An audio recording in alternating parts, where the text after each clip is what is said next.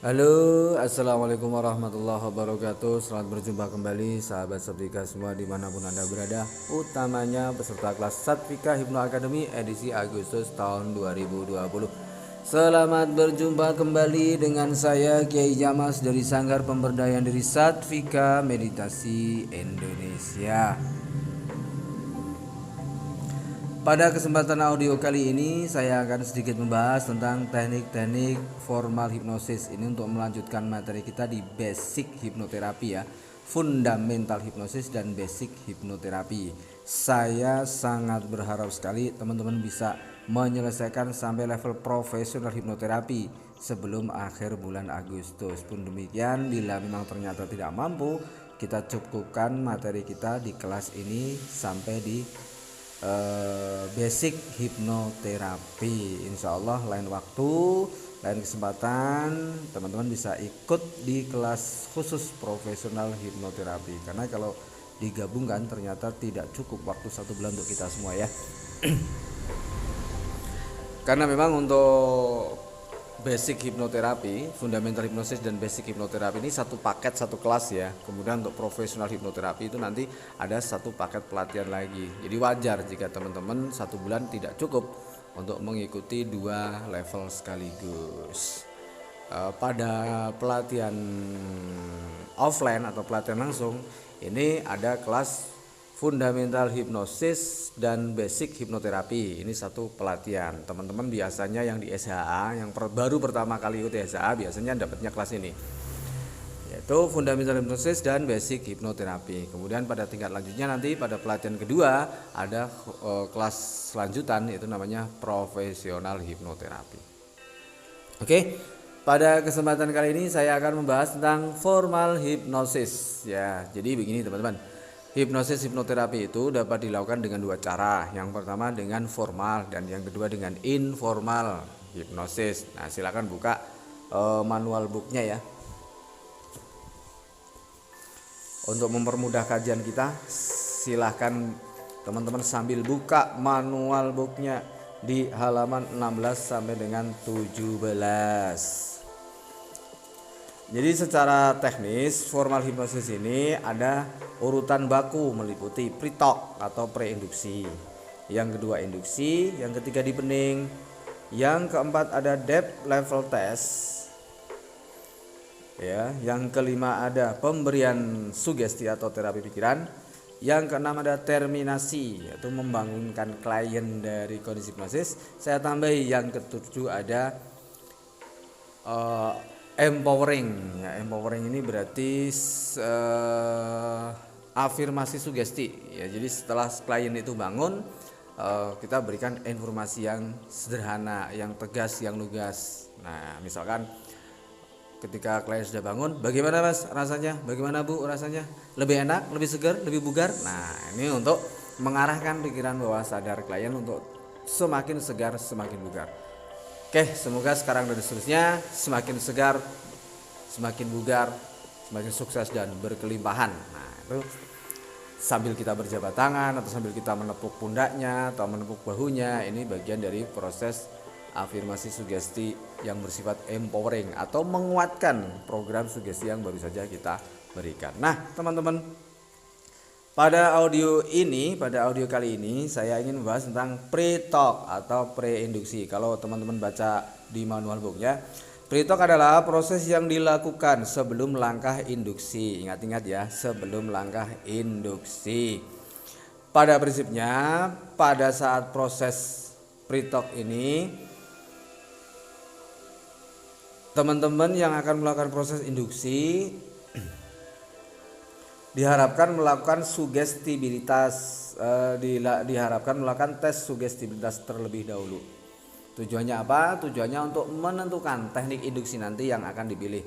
Apa saja tes sugestibilitas itu? Kemarin pada proses hypnotic training teman-teman sudah belajar tentang teknik-teknik membangun koneksi pikiran dengan klien dengan trik-trik sederhana atau dengan induksi-induksi sederhana dalam latihan-latihan hypnotic training yang kemarin. Itu bisa digunakan untuk suggestibility test atau untuk tes sugestibilitas.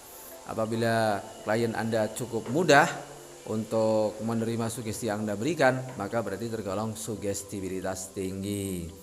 Nanti ada teman-teman itu tipe-tipe klien itu kan ada yang tipe visual ya, ada yang tipe auditory, ada yang tipe kinestetik.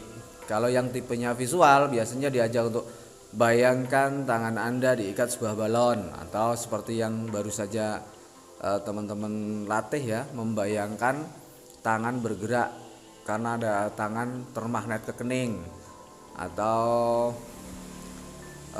tangan terangkat ke atas karena memori-memori yang positif, tangan merasa berat untuk menyimpan memori-memori negatif di tangan kiri. Itu semua mengandalkan visualisasi. Kalau ada klien Anda diajak tes seperti ini, dia responnya cepat, berarti dia tipe visual. Kalau lambat berarti bukan tipe visual. Nah, nanti dalam teknik induksi Anda tidak menggunakan teknik-teknik yang mengembangkan visual. Kalau tidak tipe visual berarti pilihannya ada dua, yaitu pilih termasuk kinestetik, dia unsur perasaan, atau auditory, unsur pendengaran. Kalau unsur perasaan ngetesnya bagaimana? Ya dengan hal-hal yang bersifat rasa. Misalkan bayangkan seolah-olah Anda sekarang sedang berada di gunung yang sangat dingin, kita respon, kita lihat responnya. Atau ada di padang gurun yang sangat panas, bagaimana responnya, apakah dia kepanasan atau tidak. Atau rasakan seolah-olah di tangan Anda saya taruh es. Atau rasakan seolah-olah di tempat duduk Anda sekarang, Anda sedang duduk di atas bongkahan es atau di atas aspal yang cukup panas. Nah, kita lihat responnya. Itu kalau tipe kinestetik, yaitu unsur perasaan. Jadi gunakan rasakan seolah-olah. Kalau bayangkan berarti, kalau visual berarti bayangkan seolah-olah, visualisasikan, imajinasikan. Nah, kalau tipe auditory, cara ngetesnya bagaimana? Cara ngetesnya dengan dengarkan. Misalkan ya, bayangkan seolah-olah Anda sedang berada di tempat favorit Anda, atau bayangkan seolah-olah Anda sedang berada di dekat air terjun. Dengarkan suara gemercik airnya. Kita lihat responnya. Dengarkan suara angin yang mendesir, kita lihat responnya. Umumnya tipe auditory ini sangat sedikit sekali. Yang paling banyak itu tipe kinestetik, kemudian yang medium itu tipe visual. Jadi dalam proses preinduksi ini yang pertama harus Anda lakukan adalah Anda berusaha mengenali tipe apakah klien Anda, suyet Anda. Apakah dia tipe visual, apakah dia tipe auditory, atau apakah dia tipe kinestetik. Anda bisa menggabungkan cara tes mereka dengan menggabungkan 3 kata utama yang mewakili visual, auditory, ataupun kinestetik. Misalkan, bayangkan seolah-olah Anda sedang berada di tempat favorit Anda.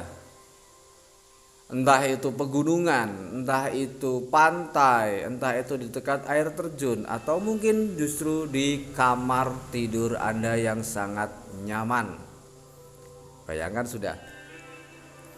Terus rasakan udara di sekeliling Anda yang begitu lembut dan sejuk, membuat Anda semakin rileks, semakin santai. Nah, itu rasakan. Dengarkan desiran udara, desiran angin, atau musik, seolah-olah Anda mendengar musik favorit Anda di setel. Rasakan, dengarkan audio musik relaksasi yang membuat Anda semakin rileks, semakin nyaman, semakin tenang, dan semakin damai misalkan. Dan fokus pada suara saya. Bayangkan seolah-olah saya ada di depan Anda, dengarkan suara saya, ikuti sugesti yang saya berikan, rasakan suara saya dapat masuk ke dalam hati nurani Anda, dan fokus ikuti sugesti yang saya berikan. Itu misalkan seperti itu. Terus langkah selanjutnya di dalam pre-talk, apa yang harus Anda lakukan di dalam pre-talk ini sebelum kita masuk ke langkah hipnosis atau hipnoterapi ya, yaitu kita beramah tamah dulu. Misalkan melakukan perkenalan diri ya, dari mana, namanya siapa, apa yang bisa saya bantu. Nah, terus perkenalkan diri Anda, saya namanya ini, dari saya misalkan saya Kiai Jamas dari Satvika Hipno Academy. datang ke sini untuk membantu Anda melakukan latihan-latihan hipnosis hipnoterapi yang insya Allah juga sangat bermanfaat bagi Anda, karena saya akan memberikan sugesti-sugesti positif bagi Anda yang mau menjadi partner saya. Jadi kalau teman-teman kemarin susah mencari partner berlatih, itu berarti masalah Anda adalah pada Anda belum mampu membangun trust dengan calon klien Anda. Artinya kalau dalam proses hipnosis hipnoterapi, pre-talk Anda belum masuk. Nah, itu pertama ya tadi ya, mengenali tipe klien Anda, apakah dia tipe visual, kinestetik atau auditory. Yang kedua, perkenalan diri. Oh, ini yang mengenali ini nanti kayak belakangan aja ya. Yang pertama berarti ramah tamah atau perkenalan. Terus membangun kenyamanan dan rasa aman. Anda harus membangun kenyamanan dengan klien Anda. Anda harus membangun rasa aman pada klien Anda. Di antara para hipnotis hipnoterapi yang ada di Indonesia, saya paling fan dengan Romy Rafael. Anda lihat wajahnya, Anda lihat gestur tubuhnya, Anda lihat matanya, dia terkesan sangat ramah sekali dan sangat rendah hati. Itu yang saya suka dari Om Romy Rafael. Dibandingkan dengan Uya Kuya atau dibandingkan dengan siapa yang lain yang Anda kenal, itu menurut saya Romy Rafael paling nyaman, paling ramah. Lihat gestur wajahnya, lihat tatapan matanya, dia begitu ramah seperti saya. Oke. Yang ketiga, setelah kita bisa membangun rasa aman dan nyaman pada klien kita, sampaikan atau tanyakan maksud dan tujuan kedatangan klien kita. Namanya siapa, dari mana, apa yang bisa saya bantu. Setelah itu,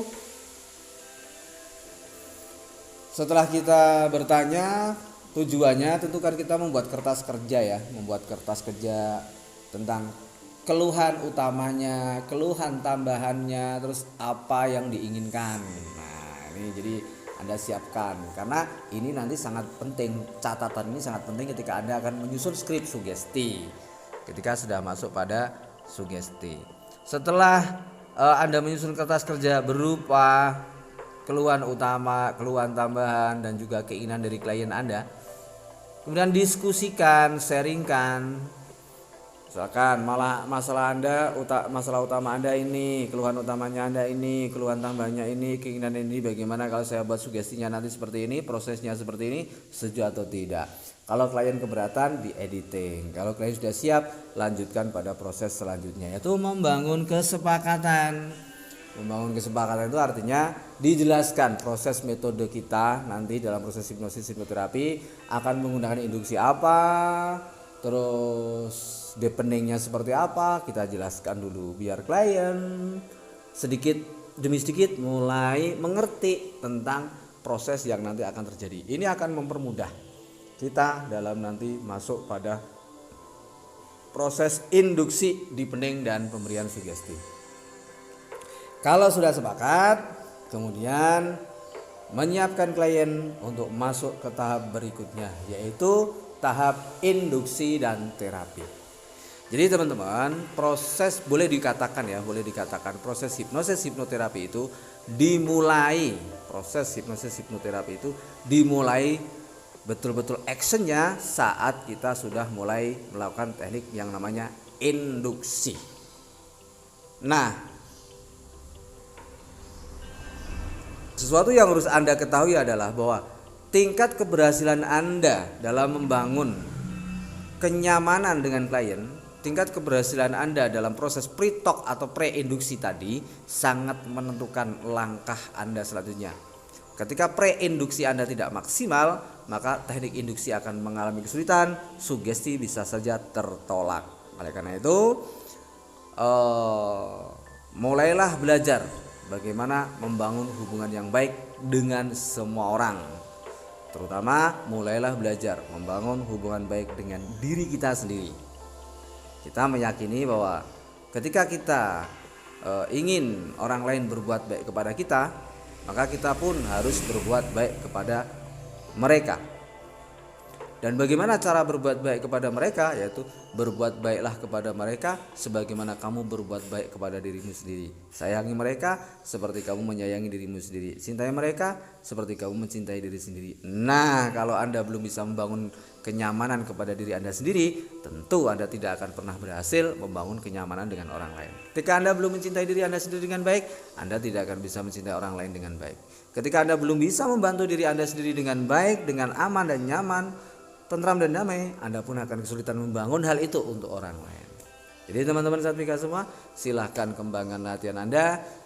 Audio ini saya berikan sambil menunggu sambil menunggu kiriman video praktek dari Anda untuk hypnotic training kemarin yang terakhir ya, yang merilis momen negatif dengan tangan kiri kita dan memasukkan kembali momen yang positif dengan tangan kanan kita. Oke, semoga bermanfaat audio kali ini. Selamat berjumpa kembali di audio saya selanjutnya. Ingat, langkah formal hipnosis ada preinduksi, induksi, deepening, depth level test, sugesti, terminasi, afirmasi, closing afirmasi. Itu ada 7 ya. Preinduksi, induksi, deepening, depth level test, sugesti.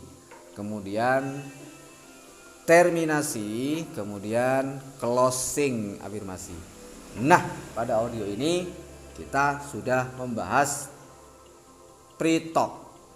Insyaallah pada audio berikutnya saya akan masuk pada membahas induksi dan teknik-tekniknya. Pre-talk saya ulang lagi ya. Pre-talk apa saja yang harus ada dalam pre-talk? Pre-talk itu ibarat kata itu pra-induksi. Itu kita ngobrol santai sebelum proses induksi atau terapi. Anda harus membangun kenyamanan dan rasa aman dengan klien Anda.